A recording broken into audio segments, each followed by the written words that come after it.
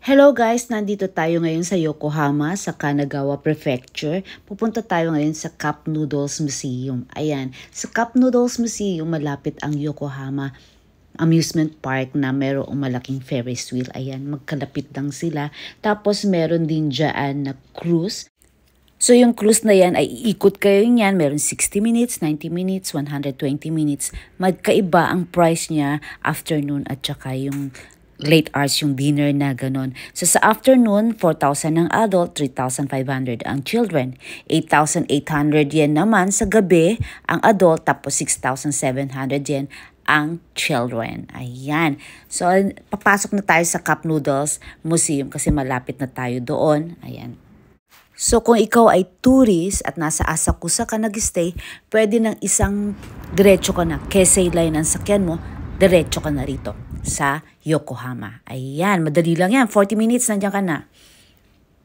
40 minutes, nandiyan ka na pag di ka naligaw. Pag hindi ka naligaw. Pero hindi kasi isa lang sakay yan. Kung nasa Asakusa ka, isang sakay lang yan ng diretso papuntang Yokohama. Keisei Line ang sasakyan mo. So ayan na tayo, nandito na tayo sa Cup Noodles Museum. Pasok na tayo. So dito sa Cup Noodles Museum, ang ticket niya is 500 yen para sa adults.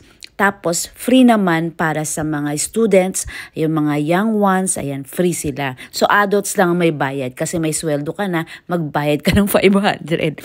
Tapos, pagpapasok ka sa Cup Noodles, yung may Cup Noodles, gusto mong gumawa ng sarili mong Cup Noodles, may bayad yun na 500. Sa Ramen Factory naman, 800 ang bayad. Ayun. So, pasukin na natin to. Alam nyo, first time ko rin mapasok ito.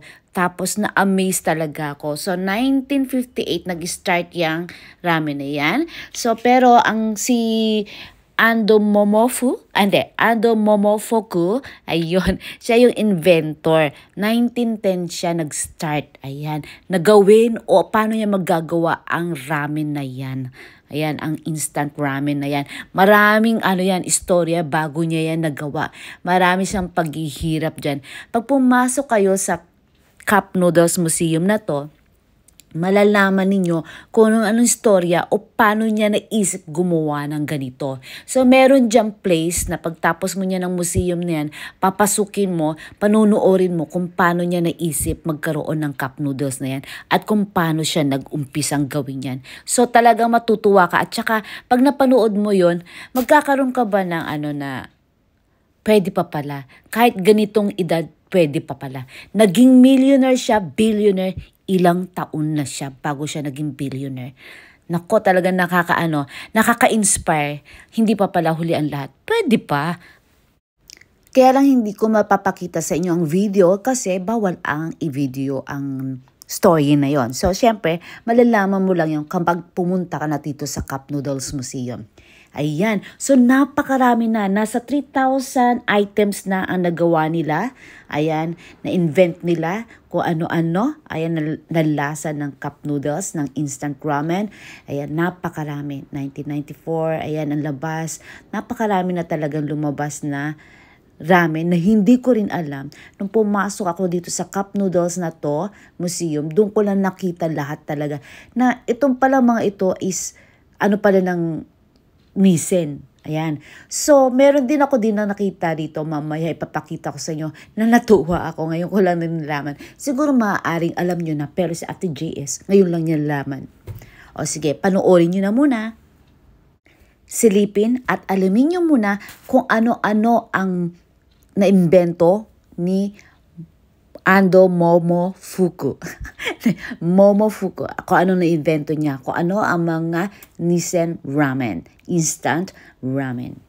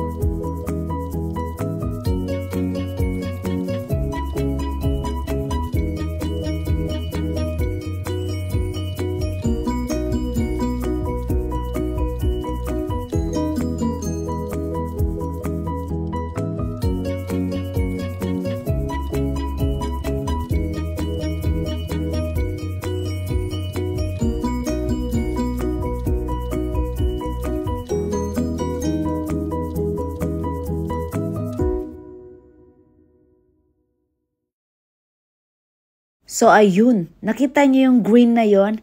Ayan, galing sa Pilipinas. Hindi pala galing sa Pilipinas. Made in Philippines na Nissin. Ayan. So, ayan pala lahat yun. Hindi ko alam, ngayon ko lang nalaman. Ang pansit canton pala ay Nissin din pala yan. So, ngayon ko lang nalaman. Tapos yung mga cup noodles na yun, di ba? Napapansin nyo yung sa pagka nasa hospital o kaya nag-antay ng bus. Yun yung mga inaano na ramen or cup noodles na binibili natin o kinakain natin pagka nasa bus tayo. So ayun, may natutunan si Ate JS. Na-amaze. Ito yung pinagmulan ng ramen na yan. So ay ganun. Etong maliit na kubo na yan. Ayan, dinesign nila yan. Ang cute talaga, ang galing ng pagkagawa nila. Ayan, yatay, parang ganun. Ayan, yung parang turo-turo lang yung kubo na yan, buko tuloy, yung kubo na yan. Pero nandyan lahat yung lumang, pero design na lang siya ha. Yung mga pinaggamitan, lumang ref, lumang mga kawali, nandyan, talagang nandyan. Kaya mapapapasok ko, may ganito o may ganito, ma-amaze ka talaga. Andyan lahat yung mga lumang ginamit. Ayun. Alam nyo, itong Cup Noodles Museum na to ay hindi lang tungkol talaga sa puro noodles lang talaga. Yung creativity, kung paano nagsimula yung idea na yon, tinuturo nila sa'yo o kaya ipinapakita nila sila yung mga idea kung bakit nagkaroon sila ng na-create ng bagay na yon, saan nakukuha yung mga ideas na yon. Matututo ka talaga katulad nito. Ayan, Japanese yung nakasulat dyan. Pero makikita mo naman kung hindi ka makakabasa ng Japanese, ng nila, makikita mo kung paano, ayan, naka-illustrate naman, ayan, yung cup noodles, kung paano nila nagawa yan, tapos naging idea, ayan, yung train na yan, tinan mo, kahit yung vacuum, ayan, kung saan nag-start yung turbo na yon, ayan, 'di ba? Tapos yung needle ng injection, 'di ba? Kung paano yung mosquito na tayo ay kanilang itunutusok, kung paano nila nangyari yon. Tapos yung instant ramen, paano naging matigas na ramen, 'di ba? Nakita niyo sa tempura. Ang helicopter, saan ba yan na idea? So titingnan niyo na lang. Hindi na kailangan explain ni Ate JS. Pati yung na yan, yung umbrella. Saan ba nag-start ang umbrella na yan? Ayan, ang idea na yan. So yung mga ideas na na-create nila ay kung saan ba talaga nag-start o saan ba nakikita nila yon. Ayun. So, meron mga, sabi, mapapaano ka, ay oo nga ganon.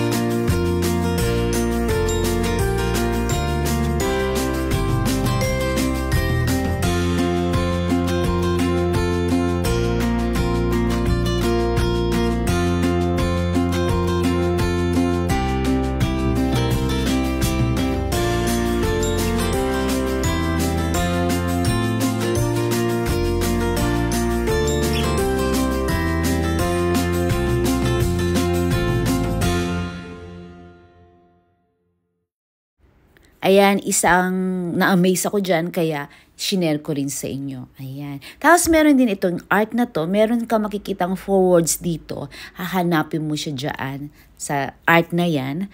Ayan. So hindi ko na ipapakita sa inyo kasi wala nang thrill pag nagpunta kayo dito. Kayo na maghanap. Ipapakita ko na lang kung anong word yung makikita ninyo sa art na yan. Ayan, ang galing di ba? Oh, so, eto yung mga word. Ayan. Ayan. Unique, global. Ayan, happy. And creative. Ayan, yan ang hahanapin nyo dyan. So, eto naman, pwede kayo magpa-picture dito. May mga trick arts din sila. Ayan, pwede kayo magpa-picture doon. Ayan. So, ayan. Never give up. So, ayan. Andyan yung mga tao na magagaling na tao, na matataas na tao na talagang nagsikap. Never give up. Ayan. Yan. Tapos sa 5th floor naman, ayan, may terrace din dyan para makita nyo yung view. Tapos andito naman yung parang food court. Nandyan lahat-lahat ng noodles, ng klase ng noodles, pasta man o mapa noodles man yan, ng iba't ibang bansa. Oh, iba't ibang bansa, parang ang dami. Pero karamihan sa kanila, Asia. Ayan. Ayan ang kinuha ng anak ko, yung chicken ramen. Ayan. Tapos meron ding playground, hindi naman playground, ayan, para sa mga kids na gustong maglaro, ayan, iwan nyo sila dyan sa, magmuni-muni mo kayo sa terrace, kasi nasa 5th floor yan eh. Ang harap dyan is terrace, pwede kang makita mo yung view doon sa ng cruise, ayan, ng Yokohama amusement park. Tapos ayaw mo maistorbo ang moment nyo muna o kayo ng mag-asawa ninyo, ayan, iwan nyo yung anak nyo dyan. Sabi ko, iwan yung anak nyo dyan, mag-moment muna kayo. Ayan. Tapos nandyan din, papakita nila kung paano ginagawa ang cup noodles. Ayan, makikita ninyo kung saan nag-start, mula sa powder hanggang sa factory, kung paano nila drinayan. Ayan na siya ngayon ha. Kasi ano na ngayon, di ba? As in, puro factory machine na ngayon. Pero yung dun sa papanoorin mo bago ka pumasok dyan kung paano yung nag-start, syempre hindi ganyan. Manual pa noon. Pero ngayon, ayan na. Box na at saka nasa machine na talaga. Factory na talaga siya. O, halos wala ng tao. Sila na lang ang gagawa, yung machine na lang talaga. Ang gagawa na lang dyan sa tao, yung i-deliver na lang ng truck papunta sa'yo. I-deliver na lang ng truck papunta sa'yo. Ayun. So, ayan ang paggawa ng noodles. Watch nyo ha.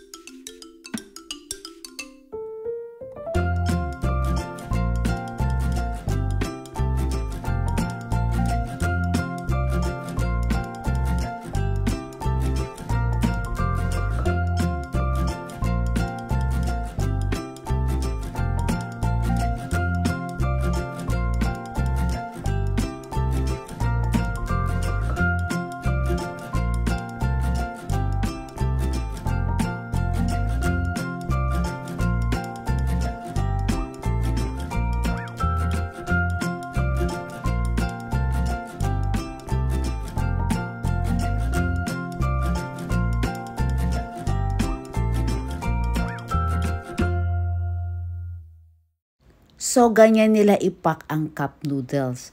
Ayan. Tapos, ipapack na nila yan, ibabox na nila yan, i-deliver na sa mall.